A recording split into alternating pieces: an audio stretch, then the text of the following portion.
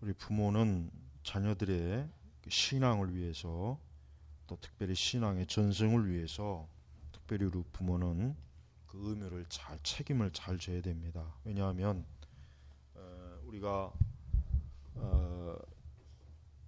부모는 육적인 관계이지 영적으로는 부모와 자녀의 관계는 사실은 뭐예요? 그거는 관계가 별로 없어요. 부모가 예수님 믿는다고 해가지고 자녀가 자동적으로 천국에 가는 건 아니잖아요. 바로 지금 그걸 얘기하는 거예요. 그러니까 부모는 내 자녀가 나와 같이 참된 신앙과 바른 믿음을 가지고 하나님의 언약 백성이 되는 걸 가장 일차적인 의무로 봐야 됩니다. 이게 중요한 거예요. 자녀를 위해서 신경 쓸 게 굉장히 많지만 항상 1순위는 뭡니까? 그 자녀가 영적으로 하나님의 언약 백성이 되는 겁니다. 그렇지 않으면 어때요?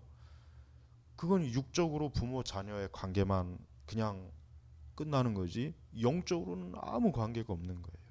그래서 우리는 부모님들은 참 하나님 나라를 위해서 그 자녀들을 참 참된 신앙을 전수하는데, 참된 신앙을 세워주는데, 그러한데 어때요?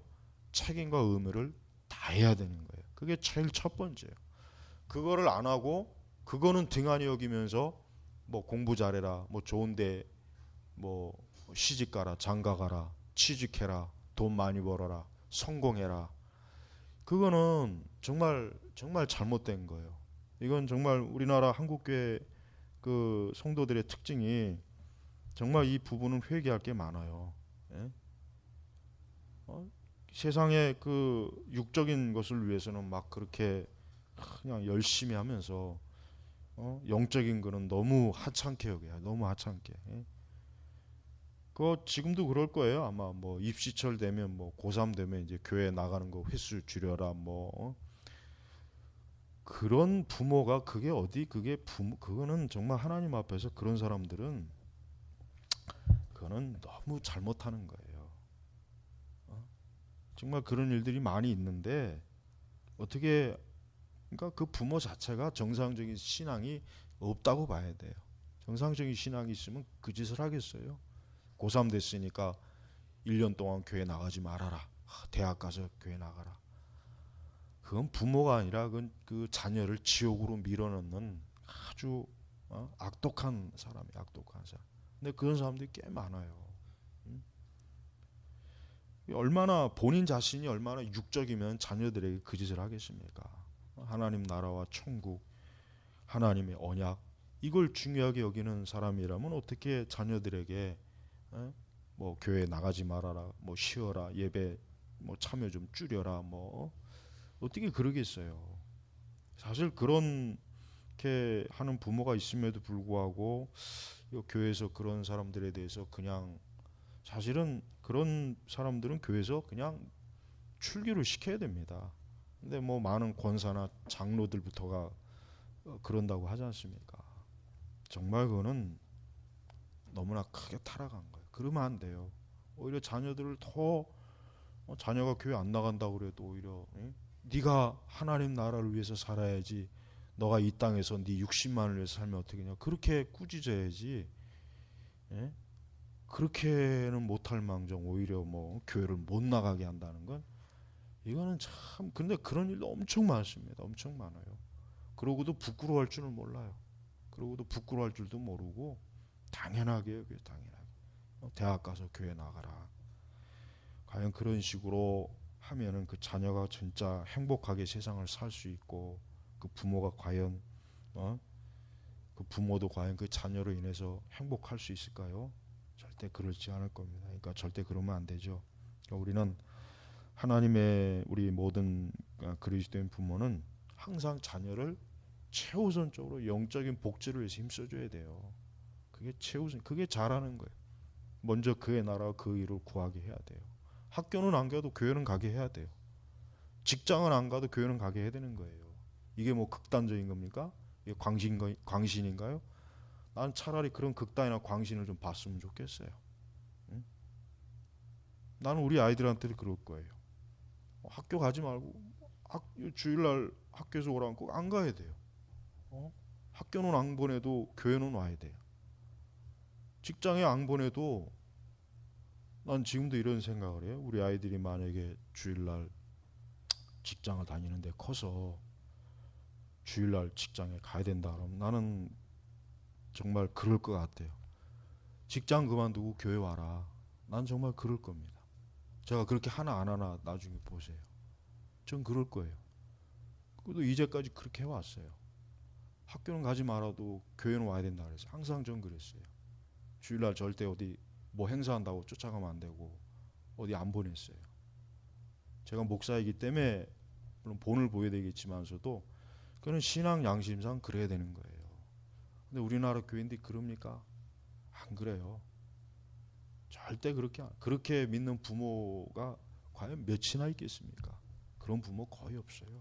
그냥 교회는 그냥 뭐 시간 나면 가고 너 여유 있으면 가고.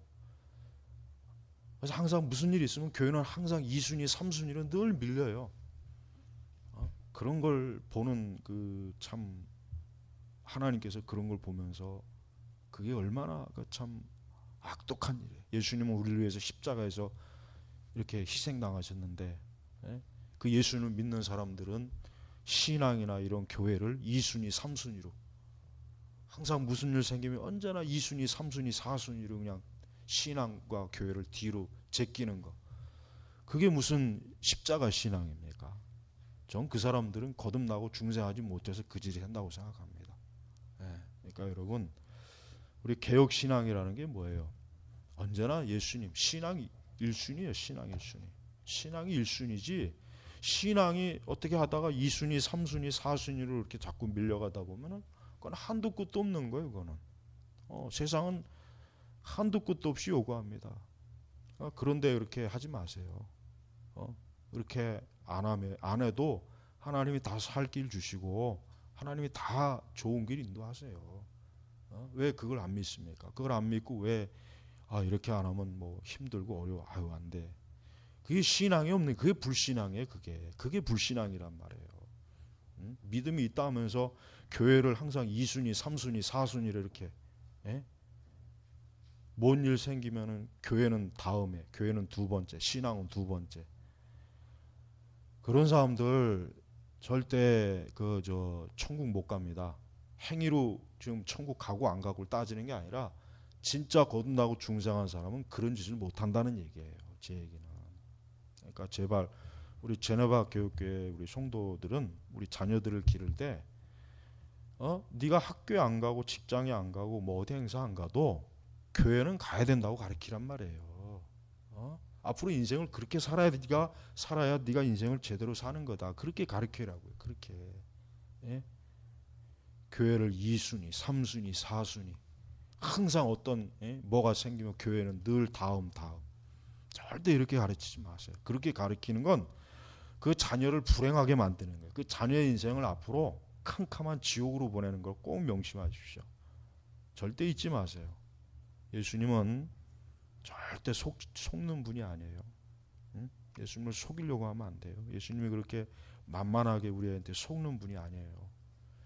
진짜 주를 위해서 온전하게 쓰는 사람은 가장 좋은 걸 주십니다. 가장 좋은 길과 좋은 기회를 주시는 분이에요. 신앙과 교회를 2순위, 3순위, 4순위로 늘 그런 식으로 평생 그 짓 하다가 지옥 가요. 그러니까 제발 그러지 마시고 앞으로 절대로 그럴 일이 있으면 이러면 안 된다.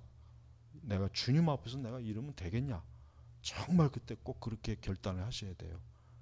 거기에 또 이렇게 지지 마시고 세상에게. 자, 마치겠습니다. 하나님 아버지 감사합니다. 주여, 우리 성도들이 정말 예수님 사랑한다면 교회가 가장 먼저고 신앙이 가장 먼저고 주님이 가장 먼저임을 저는 분명히 알 것이라고 생각합니다. 우리 제네바 교육교회 성도들은 정말 이러한 신앙으로 진정한 의미에서 개혁신앙을 갖도록 도와주시옵소서. 예수님의 이름으로 기도 올렸습니다. 아멘.